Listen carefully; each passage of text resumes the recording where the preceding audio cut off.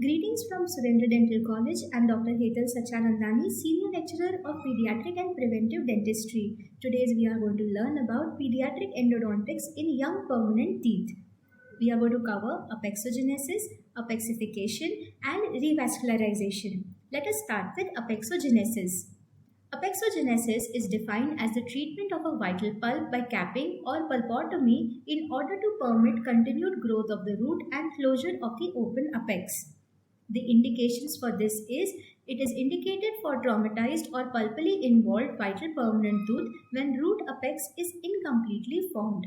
No history of spontaneous pain, no sensitivity on percussion, no hemorrhage, normal radiographic appearance. The contraindications for apexogenesis is evidence that radicular pulp has undergone degenerative changes, purulent drainage, history of prolonged pain, necrotic debris in canal, or periapical radiolucency.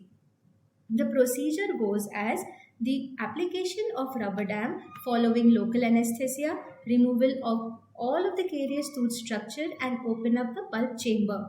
After that, removal of coronal pulp tissue with excavators, care is taken to prevent damage to radicular pulp. Rinse all the residual debris and control hemorrhage by placement of a moist cotton pellet over the amputated pulp. Calcium hydroxide mixture is placed over the pulp stumps followed by temporary restoration. Follow-up radiographs are taken periodically to check the root development. Once the root is complete, conventional root canal treatment is done. Apexogenesis, as you can see here in radiographs, this young permanent tooth has suffered an injury. In the second one, you can see that calcium hydroxide apexogenesis is done for them, and then after the follow-up radiograph shows you that continued root development with maintenance of vitality. Now we go towards the apexification. Apexification is a method of inducing apical closure by formation of a mineralized tissue in the apical region of non-vital permanent tooth with an incomplete formed root apex. Indications for non-vital permanent teeth with open apex or blunderbuss canals. The objective of apexogenesis is to induce either closure of open apical third of root canal or the formation of an apical calcific barrier against which obturation can be achieved.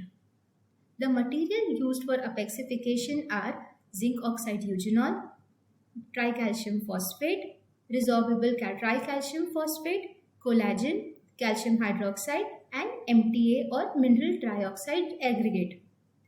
The procedure for this is preoperative assessment includes the clinical evaluation of color mobility, tenderness, and swelling. Periapical radiographs should be evaluated. When acute signs and symptoms are absent, instrumentation is recommended.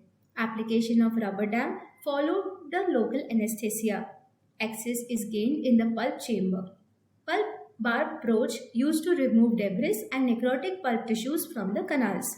Irrigation is performed with saline. The working length is determined. Circumferential enlargement is done by the files and irrigation is done with the saline to remove the infected dentine from the canal walls. Canals are dried with paper points. After that, calcium hydroxide powder is used to fill 2 mm short of the radiographic apex. Remaining of the canal filled with calcium hydroxide and saline. Barium sulfate added for the radio opacity. Dry pledged of calcium hydroxide is then ejected into the pulp chamber and forced against the paste ahead of it. The placement of temporary restoration is done. As you can see in the radiographs, the first picture shows you that the X-ray of the young permanent tooth with an open apex. Second shows you that the debris is cleaned, necrotic pulp is removed, and a temporary restoration is placed. On the consequent appointment, filing is done, BMP is done, and apexification followed by root canal treatment is completed. This is shown after 6 to 24 months, tooth is re-entered and apexification is verified. If it is complete, then RCT is done. If not, then the whole process is repeated. The follow-up will show us formation of calcific bridge, continued apical development, absence of internal resorption or periapical radiolucency. So these are the four outcomes that are expected. As you see, there is calcification as apex. Calcification can happen coronal to the apex, or root growth and apical calcification, which is the most ideal, or dystrophic calcification can also be observed. Teeth that undergo inflammation because of caries do not represent a normal physiological system, and therefore pulp treatment of primary teeth is considered the only means to keep them functional for a limited time. The anatomical and physiological properties of deciduous teeth make them more susceptible to caries, and the proximity of the permanent tooth jump and its relation to the deciduous teeth makes it delicate and the conservation by the endodontic therapy.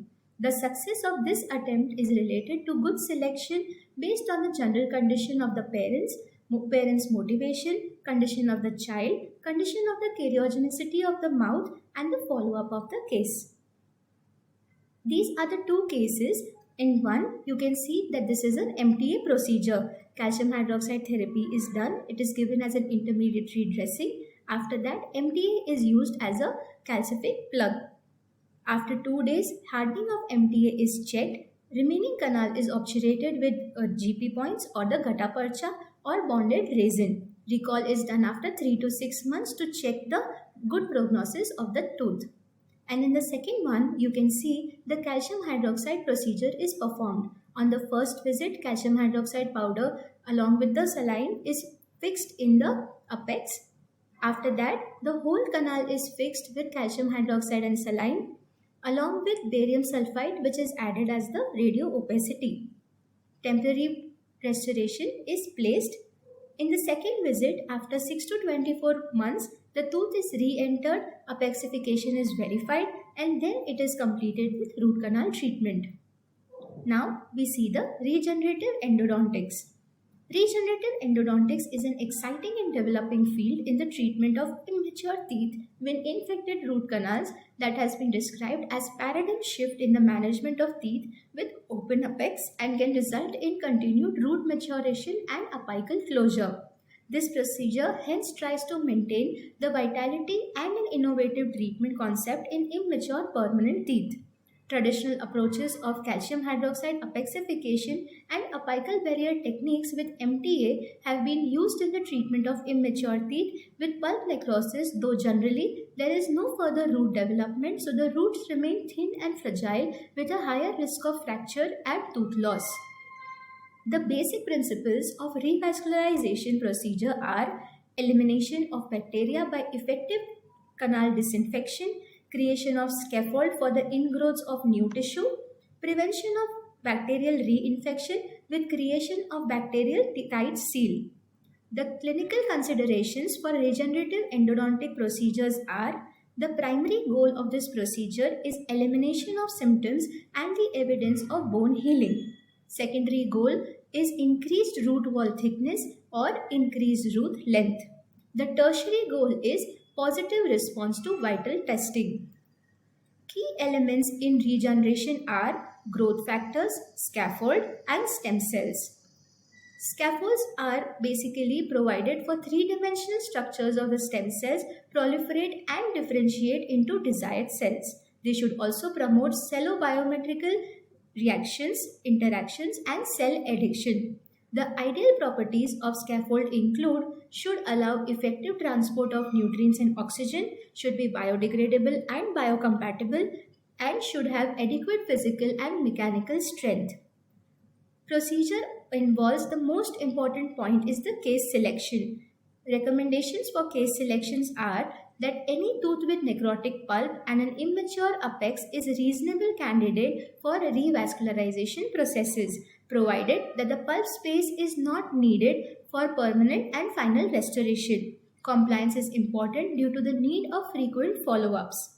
First appointment, in which the access and disinfection is carried out. Over here, minimal intervention instrumentation required for debridement of necrotic pulp tissue also to disrupt biofilm and smear layer on canal walls. Instrumentation helps in exposure of growth factors present on dentinal walls. Disinfection of root canal is very important for the success of REP. Irrigants should not damage and proliferative capacity of the patient's stem cells. Concentration of 1.5% of sodium chloride has minimal effects on the scalp. Triple antibiotic paste. It was introduced by Hoshino et al. It is a trimix paste in the proportions of 1:1:1, which includes metronidazole, ciprofloxacin, minoxidil with propylene glycol or chlorhexidine paste. In addition to this, tooth is sealed with 3 to 4 mm of cavit followed by immediate restorative material GIC or glass ionomer cement. The paste is placed for 21 days and then the patient is recalled. In the second appointment, we have to stimulate, scaffold and seal. Re-evaluation of the tooth for any significant sign and symptoms. On absence, previous intracanal medicaments are removed and irrigated. LA is not advised at this stage. Irrigation is done with 37% EDTA and further irrigation with normal saline. EDTA acts to demineralize the dentine and expose the dentine matrix to release the growth factor. Canal is dried with paper points. Initiation of bleeding. Placing a small bend in the file and dipping the instrument in an anticoagulant to aid in achieving a blood clot just below the CEJ. Seal the space. MTA has been shown to provide an excellent bacteria-tight seal and is currently the material of choice in regenerative procedures. An increment of 3 to 4 mm of MTA seems to be sufficient to attain this seal and final restoration performed with reinforced GIC or composite. In the follow-up, radiographic evidence should see the root development occurring within the 2 years. Signs and symptoms such as pain, soft tissue swelling, increasing radiolucency indicate failure or procedure. If there are no signs and symptoms of root completion, it has happened, then the vitality is checked and final outcome is determined. Following points are to be considered when performing revascularization: presence of necrosis or infection, periodontal status, presence of periapical lesions, stage of root development, vitality status, and patient's age and health. Problems encountered during revascularization process. We can observe tooth discoloration many a times which can occur due to presence of minocycline in the TAP. Stains can also be prevented by coating the walls of the coronal structure by dentine bonding agents that block the dentinal tubules and prevent discoloration. We can also see sometimes that failure to produce sufficient bleeding. It can occur due to administration of LA leading to vasoconstriction.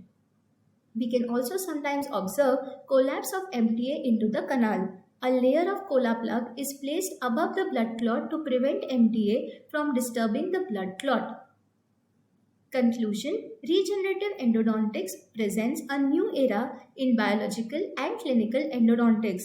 The procedure is very feasible and simple in routine clinical practice. Currently, this biologically based treatment is recognized as the first treatment choice for immature teeth with pulp necrosis based on the success of many published cases in the literature. I hope that you found this very informative. Thank you so much.